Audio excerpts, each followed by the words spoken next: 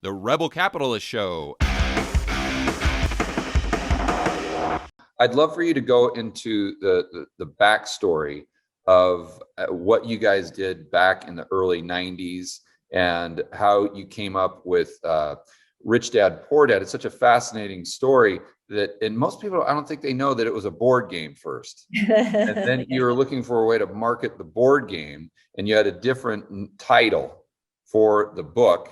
And then that was kind of just this random coincidence that I think you met someone in Australia, something like that, and they convinced you to rename it. And all these things kind of fell into place.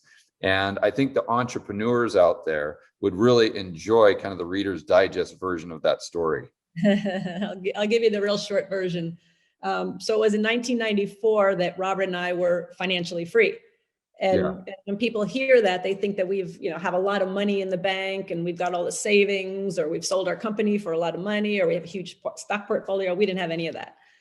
We very simply had $10,000 a month, every month, coming in to our household from our investments, mostly, and our assets, mostly real estate, primarily real estate. So we had $10,000 coming in, but only $3,000 in living expenses.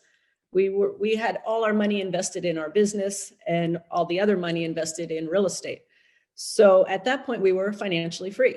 Right. And everybody kept asking, how'd you do it? How'd you do it? How'd you do it? And so we're like, well, we could just travel and do all these seminars all over the world and explain what we did and how we bought all these assets, and the assets put money in your pocket and have your money work hard for you instead of you working hard for your money.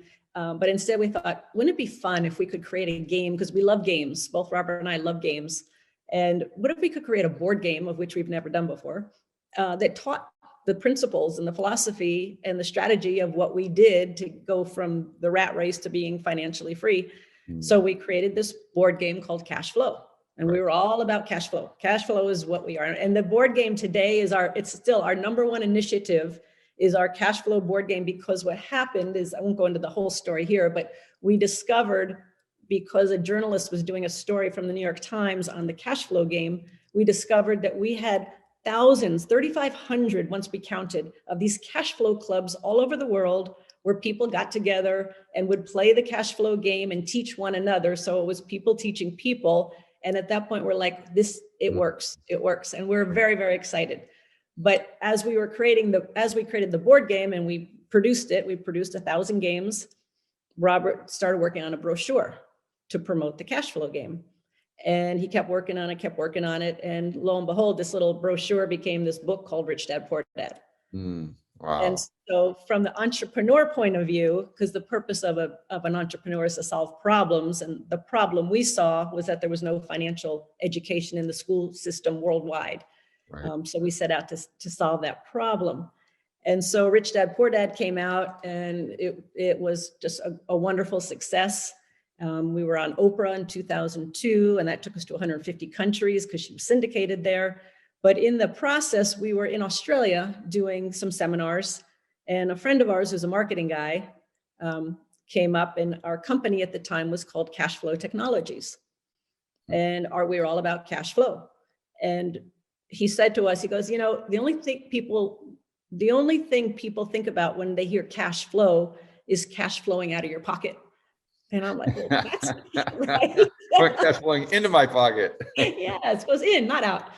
And so everything was about cash flow, the name of the company. And he goes, your brand is not cash flow. And I'm like, yes, it is, because everything we talk about, and it's our game, and it's what we do, and it's what we teach. He goes, what's your most popular product? And I said, the book, Rich Dad, Poor Dad. And he goes, your brand is Rich Dad.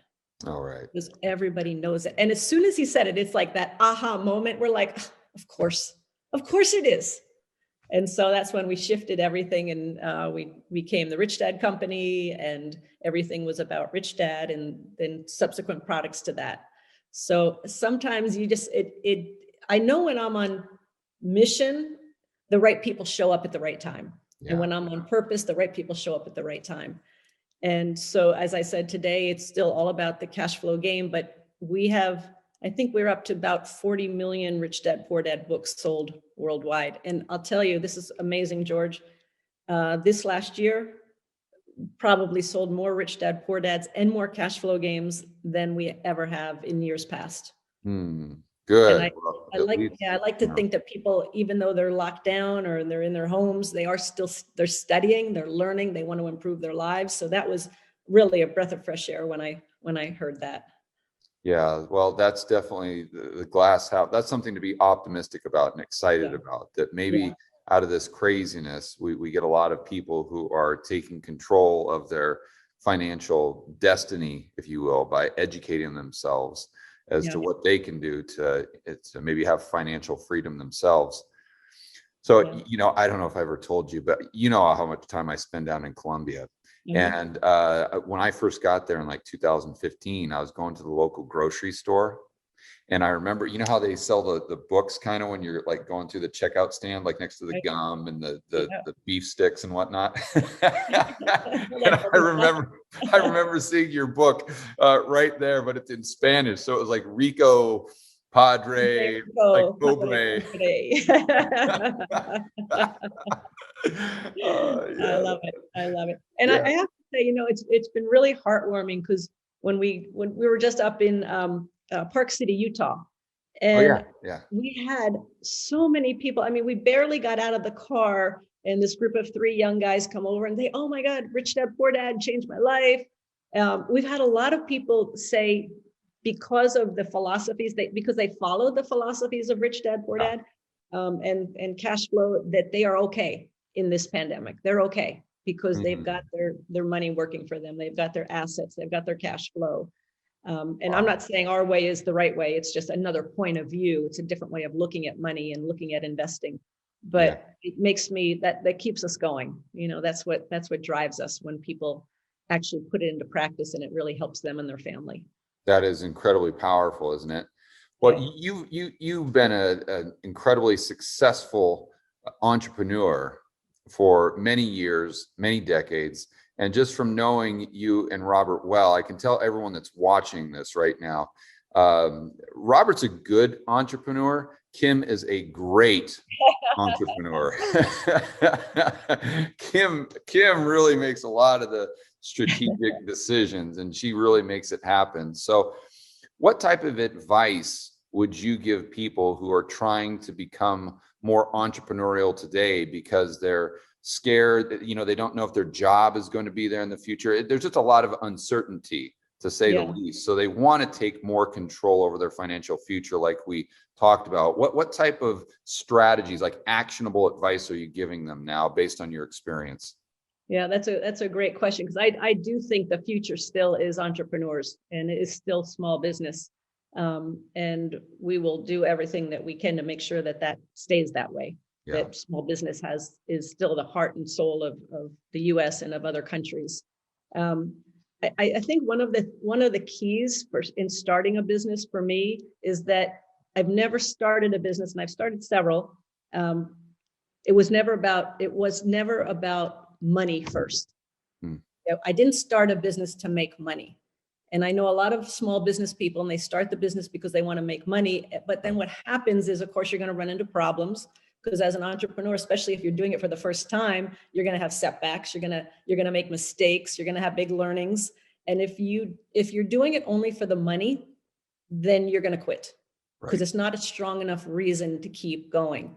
So just a couple of years ago, I actually took back the company from people that were running it. And the main reason was because Robert and I have always been very mission-based. The mission of the Rich Dad Company is to elevate the financial well-being of humanity. That's always been our drive. The company became money-focused. Money was number one.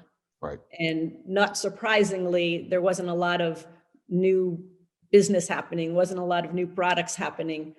So we took it back and brought the mission back to number one. So I think that's a key, is what is the reason why you're doing this business?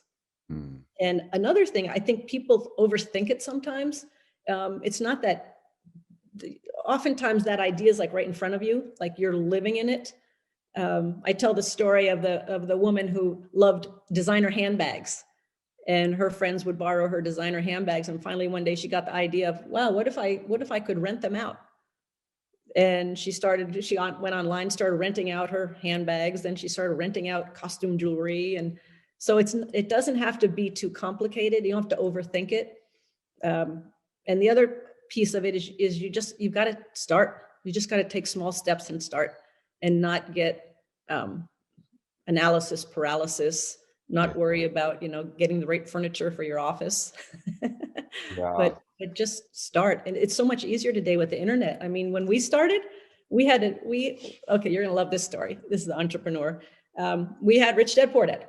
And back then in 1997, when we launched the book, there was no internet worldwide, and there was definitely no Zoom.